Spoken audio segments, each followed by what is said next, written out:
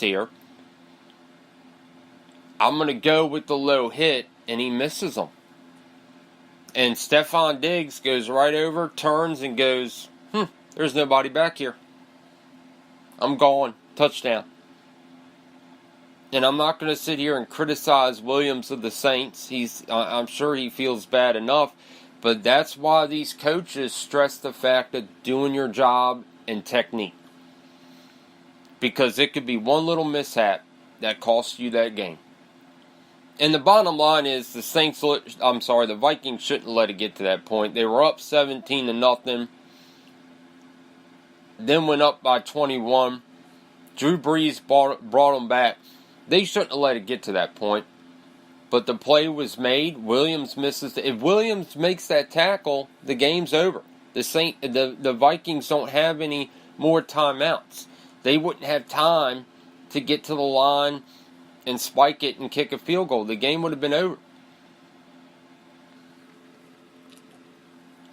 That's why Belichick and coaches like that stress technique. And I'm not saying that Sean Payton didn't stress that. Sean Payton is a great head coach. And I don't think he gets enough credit for winning New Orleans' Super Bowl and doing what he's done. But here's Drew Brees, who is 39 years old, has had 2 shoulder surgeries, is going to be a Hall of Fame quarterback, and only has 1 Super Bowl. He should have more. And, him and the Saints are going to look back on that play, and we know Williams is looking back on it and going, why did I do that? Why didn't I just wrap him up?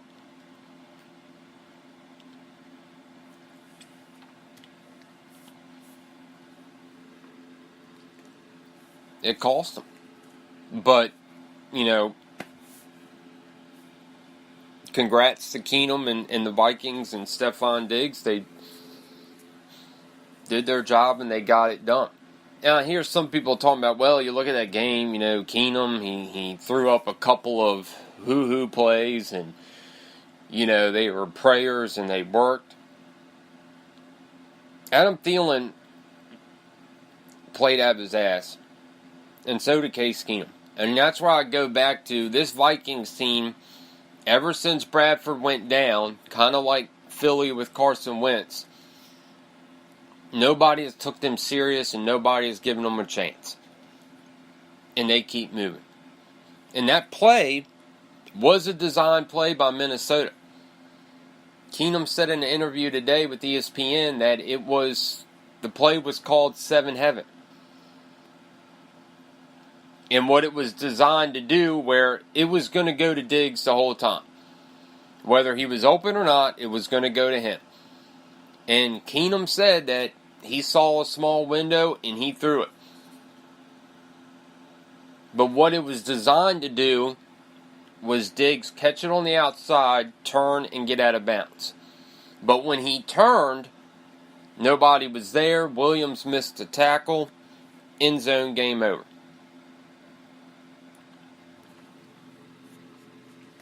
And Mike Zimmer, the head coach of Minnesota, has done a great job with that team. A tremendous job.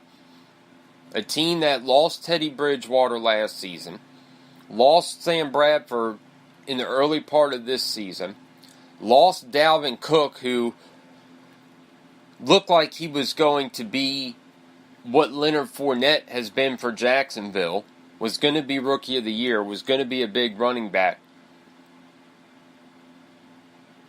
And they're still going to the NFC Championship game. There's not a lot of teams that can say they've done that. How many teams can say we lost our starting quarterback within the first 4 weeks of the season? We lost our starting running back within the first 2-3 weeks of the season. And now we're playing for the NFC Championship. And then you go to Pittsburgh. I have never seen a team with a Hall of Fame quarterback, a soon-to-be Hall of Fame, probably a Hall of Fame receiver in Antonio Brown, more than likely a Hall of Fame running back in Le'Veon Bell, and nothing to show for it. Big Ben has 2 Super Bowls. One with Bill Cowher, one with Mike Tomlin. Le'Veon Bell doesn't. Antonio Brown doesn't. Martavis Bryant doesn't.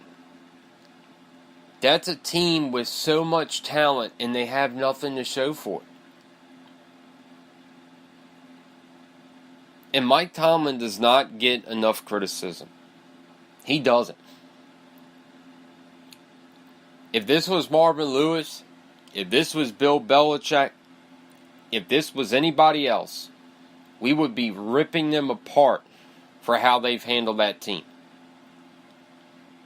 I mean, really, look at this Steelers team.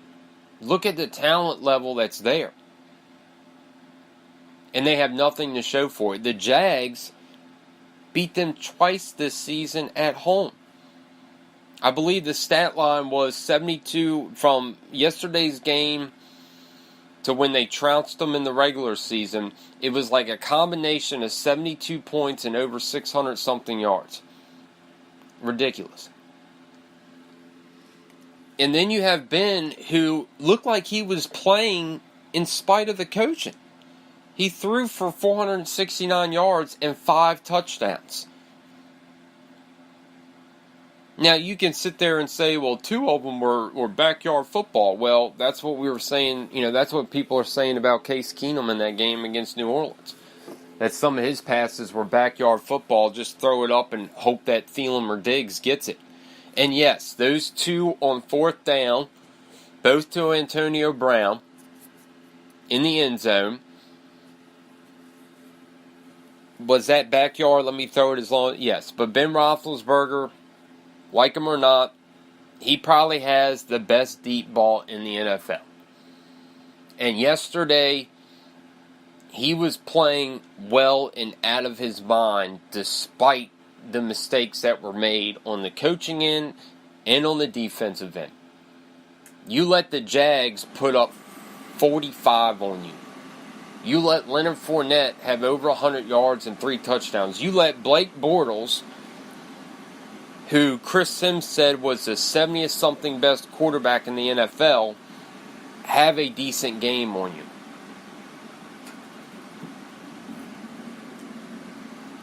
And if I gave you right now, because more than likely, unless Bortles wins the Super Bowl, I don't think he's going to be there. I think that organization is going to try to move on. But he has played well, spite of what has happened. And he has been a roller coaster. I mean, in his rookie season, he looked like the saving grace for Jacksonville. And then times at this season, like in that Buffalo game, you look at what the hell is he doing? But yesterday, he did what he had to do. He did what he had to do. He didn't make dumb mistakes. And that was the bottom line there. But when it comes down to it, one, I think Pittsburgh was looking too much ahead. You had players sitting there talking about, we're going to play New England. We're going to beat New England. They weren't even talking Jacksonville. All they were talking was New England. Well, now you don't have to worry about talking about anybody because you're going to be sitting at home. And Todd Haley is probably going to be fired. The offensive coordinator for Pittsburgh. But, that's a team. Really, look at that talent. That's almost like saying, let's say the Golden State Warriors, with everybody they had, lost in the Western Conference Finals every year. That's what Pittsburgh has been. That is what Pittsburgh has been. All that talent, but no success. That would be like the Warriors not getting to the finals with what they have. That would be like the Warriors not having the 2 titles that they have right now with Steph Curry, the one with Kevin Durant. You have a Hall of Fame quarterback in Roethlisberger who played out his ass yesterday. You've got a future Hall of Famer in Antonio Brown. You've got a future Hall of Famer in Le'Veon Bell, and you've got nothing to show for it. You have nothing to show for it. And Mike Tomlin doesn't get enough. He doesn't get enough blame. He gets too many passes. He gets way too many passes, and I don't get that. I really don't get when you look at the talent level in Pittsburgh, and then you look at yesterday's game, the onside kick call. Shouldn't have done that. You got over 2 minutes left. Make them have to go the field to kick that field goal. Don't onside kick it where they only have to do like 2 running plays and they're in field goal range. If that call isn't made, that game goes to overtime.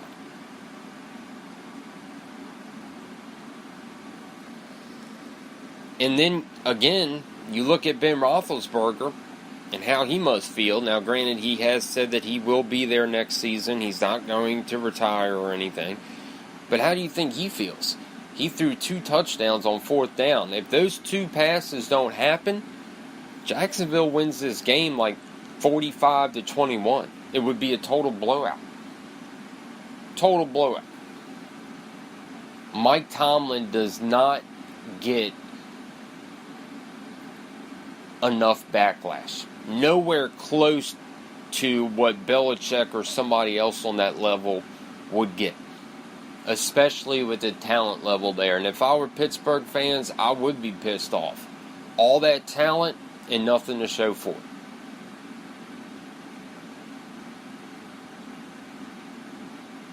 And that's sad. Because with what they have going into next season, they're going to be a favorite, just like they were this season. But they got out-coached yesterday.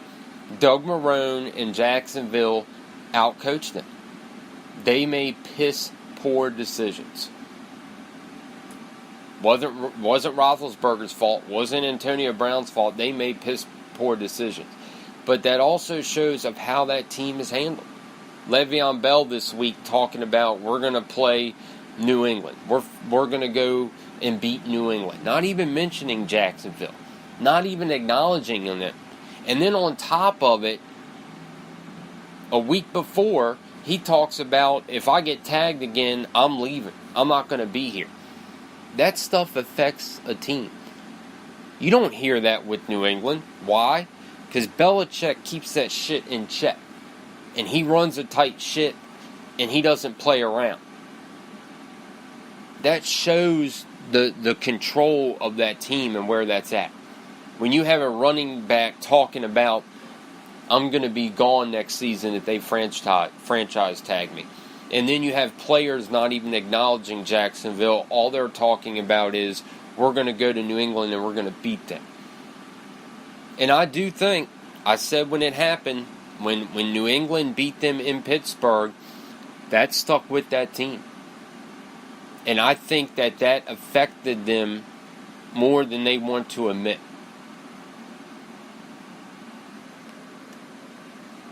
But that shows the difference in Pittsburgh and New England.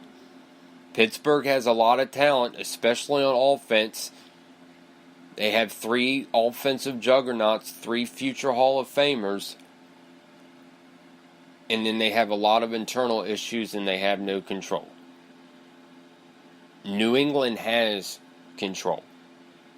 And yes, they got a Hall of Fame quarterback in Tom Brady. But nobody wanted Amendola. Nobody wanted Chris Hogan. Nobody wanted Julian Edelman. Nobody wanted Dion Lewis. Nobody wanted Brandon Cooks. And look at what they're doing. And then you have the Steelers who got Big Ben, Le'Veon Bell, and Antonio Brown and have nothing to show for it. And that's because of coaching. Bottom line. They lost yesterday because of coaching. They didn't lose because of Big Ben. They didn't lose because of Antonio Brown or Le'Veon Bell. They lost because of decisions made by that staff. Bottom line. Take a music break, come back, we'll talk more NFL and some NBA. You're listening to The Hardy Show, Sports Talk Speaker Radio, iHeartRadio.com.